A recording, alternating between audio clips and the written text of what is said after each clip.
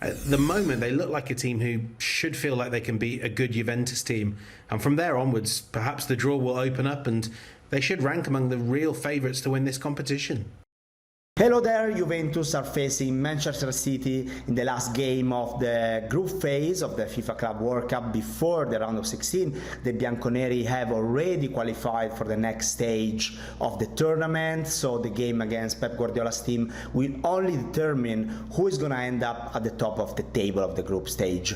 Juventus were probably one of the most surprising sides so far of the tournament, also thanks to the talented Turkish striker Kenan Yildiz. He was one of the best players so far. He scored a brace against Wydad Casablanca and showed one of the best performances so far in the 2 games of the group phase that he played so far. Igor Tudor's team didn't have much expectations around, also because Juventus were a disappointing side in the last season under Thiago Motta. That's why they decided to replace Thiago Motta with the current Croatian manager. There were some rumors of a possible new appointment after the Club World Cup, but the club decided to keep Igor Tudor for at least 2 more seasons, so he trusted the project started with Igor Tudor, and that's a new beginning for Juventus, and so far he's delivering really well. Let's see if it will be the same also against Manchester City, but it will be a key game not only for the Club World Cup but also to see if this team has also the mentality and the potential to perform also against the big teams. Chris, as Francesco said there, they've looked pretty good so far in this tournament, Juventus. I'm going to ask the question, do they deserve credit for sticking with Igor Tudor? But we obviously know that they were looking at some other candidates, so they ended up with sticking with him. But actually, it looks like it's worked out for them. It has, and I think you were seeing a manager that has really kicked on with this team.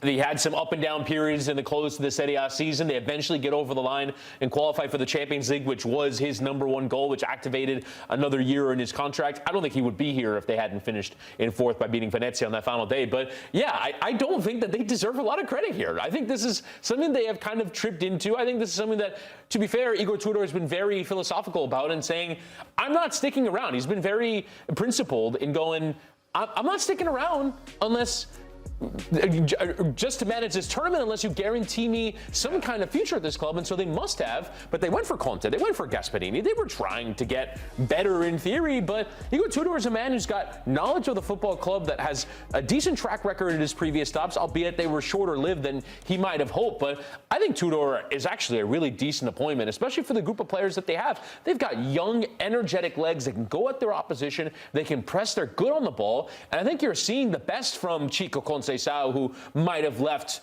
and might not have stayed. Now it looks like they're going to convert his buy option. I think they're going to probably try and keep Kolomuani to stay at the football club as well. If not, go and try and get another dynamic striker. You can see the pieces here that make a lot of sense. It still needs a little bit more, but based off of the current group of players, I think they could do a lot worse than sticking with Tudor. And credit to him as well for getting the job done despite all of that happening around him.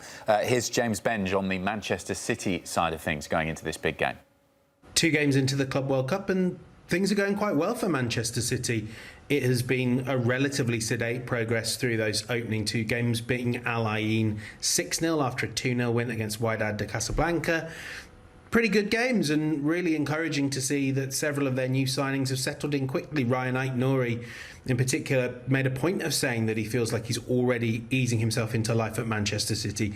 Ryan Cherki with a goal as well, and Tijani Reinders performing well. The challenge for City right now is that the level of competition goes flying up and really could get very tricky very quickly.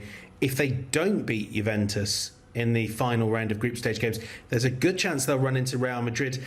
And I wonder, does that matter for Pep Guardiola? Is there, to an extent, a case to be made that you don't need to hang around forever in this competition, which really is more of a warm-up for the 2025-26 Premier League season for City? Equally, if you do win, that's a great way of sort of putting an end on what's been a challenging season, one defined in part by that early exit to Real Madrid in the Champions League. So getting your own back in a fashion in the Club World Cup might be a good way of moving on. Of course, that's all theoretical for now and will require several results to go against City. At the moment, they look like a team who should feel like they can beat a good Juventus team. And from there onwards, perhaps the draw will open up and they should rank among the real favourites to win this competition. Chris, I think this competition serves two purposes for Manchester City and Pep. Obviously, to get them back confident and you know, given the season that they had domestically, which certainly wasn't good enough for the hierarchy to look like they're moving in the right direction. Also, test out some of the new signings that they've brought into the club, and we've seen them play a role so far in the couple of games we've seen. How do you think Pep will be feeling about this, how this competition has gone so far? I think based off the fact they made 11 changes from the first game to the second and got good performances from both groups, I think you have to be incredibly pleased. You're starting to see the signs of what integration for the new signings would look like. There's actually a great video of Pep Guardiola doing 2 touches on the beach with his players, hanging out across the United States. So I think it is achieving a lot of their aims. The only thing I would slightly disagree with what James said there was, oh, you know, it's a warm-up towards the Premier League season. That's really what matters. I disagree. I think they want to prove, as they have wanted to by winning the Champions League in the first place, by winning the number of Premier Leagues that they have won, that they're the best side of the world, that they are once again Club World Cup champions, having already won the Intercontinental Cup as it is now known. I think they want to go and be ambitious and win this thing and be better than Juventus and be better than Real Madrid and some of these big sides as well, because I think that this is what the club thinks of themselves as now. They are giants. They're meant to win everything that they enter. So I think he is being much more competitive than maybe it would seem to let on based off the changes that have been made so far. It's actually a good opportunity for them to reset the narrative, because if they win this, I know some people will say, oh, well, it's only the Club World Cup, but if they win this, then that does change some of the view of how this season as a whole has gone for Manchester City. Time for a short break here on Scoreline. Coming up next, we will react to the news of Lyon being relegated from Ligue 1 in France. We'll see you in a couple of minutes.